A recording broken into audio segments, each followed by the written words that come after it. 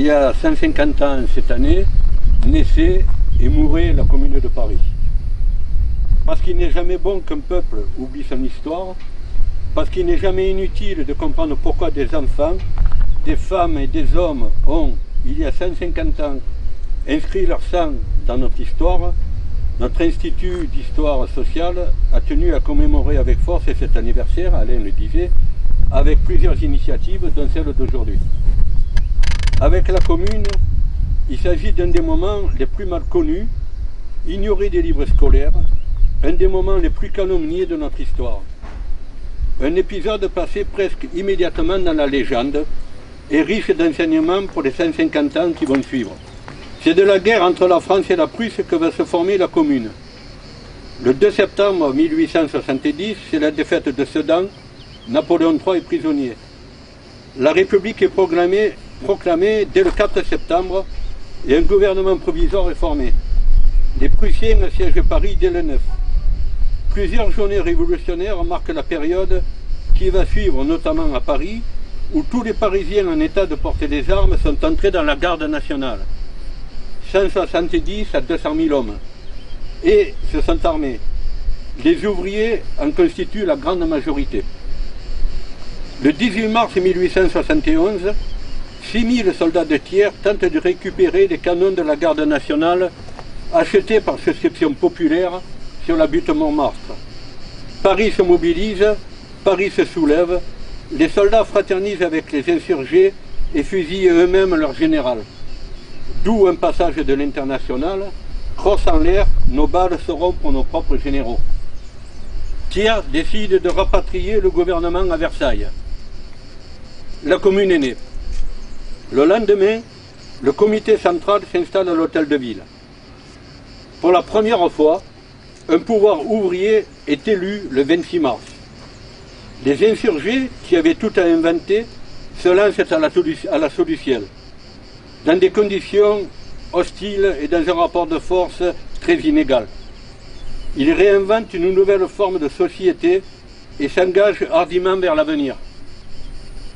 La commune, c'est une forme de démocratie directe, où le peuple entendait exercer la souveraineté plutôt que de la déléguer, où les représentants n'étaient que tolérés par les représentés. Dignité, justice sociale, partage du travail, égalité, rapport renouvelé à l'art, à l'éducation, à la culture, c'est tout cela la Commune de Paris. Son programme social interdit les amendes sur les salaires, abolit le travail de nuit pour les ouvriers boulangers, met en place pour la première fois une instruction gratuite, obligatoire et laïque, et met en place également l'égalité salariale hommes et femmes. Une expérience révolutionnaire à bien des égards inouïs. Pour la première fois, des ouvriers, des ouvrières, des artisans, des employés, des instituteurs et institutrices, des écrivains et des artistes s'emparent du pouvoir. Comme l'écrit le poète Arthur Rimbaud, que la commune a enthousiasmé, je cite, « La commune entend vraiment changer la vie par des inventions d'inconnus. Ses protagonistes sont des femmes et des hommes ordinaires qui créent de l'extraordinaire, non seulement en l'imaginant, mais en le mettant en pratique. » Première révolution ouvrière, elle est devenue, depuis l'interprétation qu'a donnée Marx, le symbole d'un mouvement révolutionnaire anticapitaliste qui a fait écrire à Jean Jaurès, je cite, « La commune fut dans son essence, elle fut dans son fond, la première grande bataille rangée du travail contre le capital. Et c'est même parce qu'elle fut cela avant tout, qu'elle fut vaincue, et que vaincue, elle fut égorgée. » Au soir du 28 mai 1871, à la fin de la semaine sanglante, la commune a cessé d'exister, et les cadavres de dizaines de milliers de ses partisans jonchent les rues de Paris, précédant des milliers de condamnations, notamment à la déportation. Et cependant, le souvenir de la commune, allié à celui de la Révolution de 89, va illuminer durant des décennies toutes les luttes sociales, toutes les luttes pour la liberté. L'homme à qui nous rendons hommage ce matin a été un de ces révolutionnaires combattant pour la liberté, pour la justice et le progrès social. Benjamin Flotte, puisque c'est de lui qu'il s'agit, est né ici à Cuers le 22 février 1812. Tout jeune, il est placé comme apprenti cuisinier chez Véry, restaurateur en vogue à Paris. En juillet 1830, opposant républicain à la monarchie de Juillet, il participe aux Trois Glorieuses et sera blessé place du Palais Royal. Membre de plusieurs sociétés, dont celle des Amis du Peuple ou des Droits de l'Homme, il est accusé de détention de munitions de guerre en 1835 et effectue son premier séjour en prison.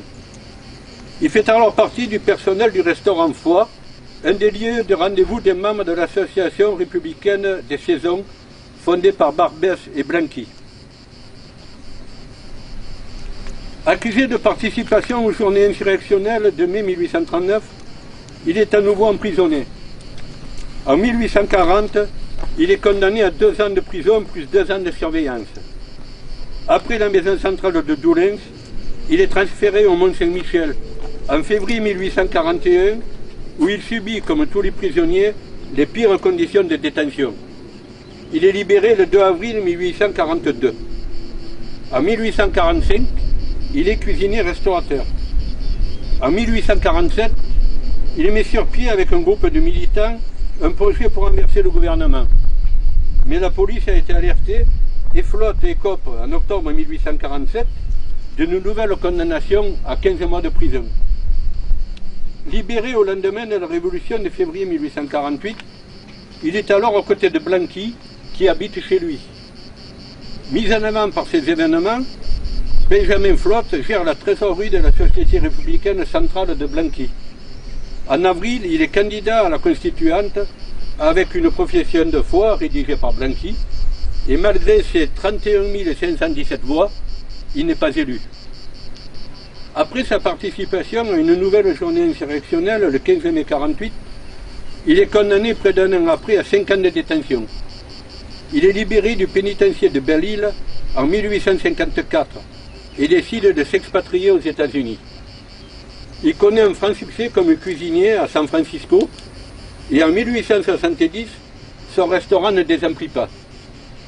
Pourtant, lorsque Blanqui, jugeant l'Empire à l'agonie, lance le signal du ralliement de ses troupes, Flotte n'hésite pas une seconde. Il rentre à Paris peu avant la guerre franco-prussienne. A noter qu'il revient en même temps qu'un autre blanquiste varois, toulonnais plus précisément, également exilé aux États-Unis. Casimir Bouy, qui participera également à la Commune, dont il fut président de la commission d'enquête concernant le gouvernement du 4 septembre.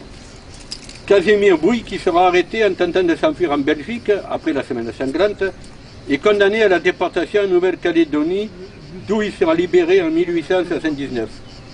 Né à Toulon en septembre 1843, Casimir Bouy décédera à Marseille en octobre 1916. Benjamin Flotte, lui, reprend sa place dans le mouvement révolutionnaire. Il est un des signataires de l'affiche rouge du 6 janvier 1871, proclamation au peuple de Paris qui se termine par ces mots « Place au peuple, place à la commune ».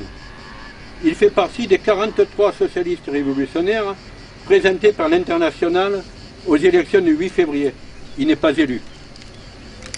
Benjamin Flotte était à Cuers pour ses affaires familiales lorsqu'il reçut une lettre le 27 mars 1971 le rappelant à Paris.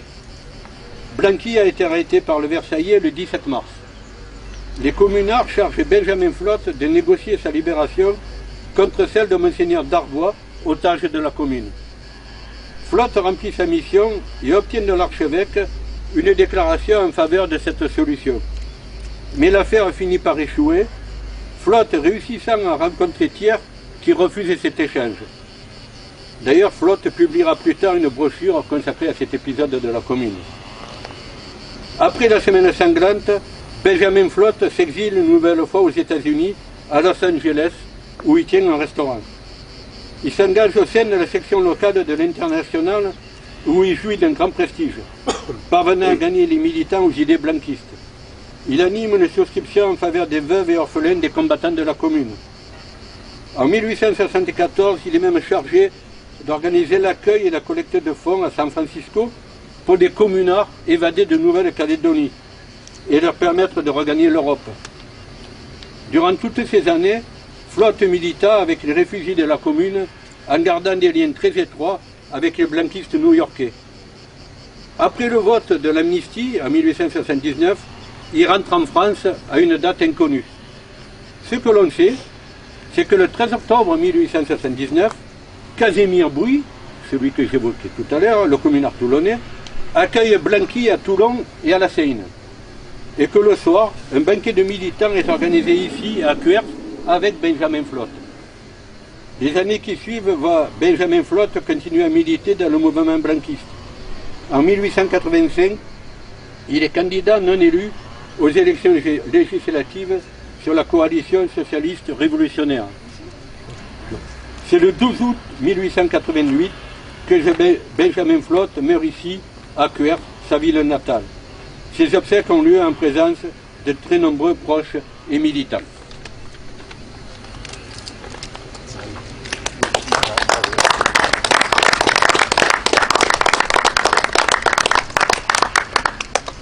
Merci Alain. Je propose d'ailleurs que l'intervention d'Alain soit publiée sur notre site, parce que ça rappelle à la fois l'histoire de la commune et puis l'histoire de tout cela.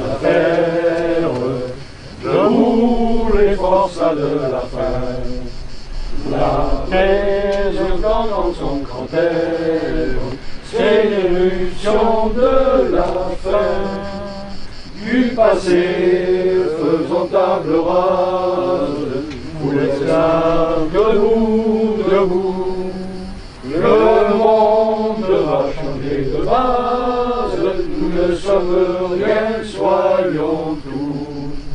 C'est la lutte finale, groupons-nous les deux mains.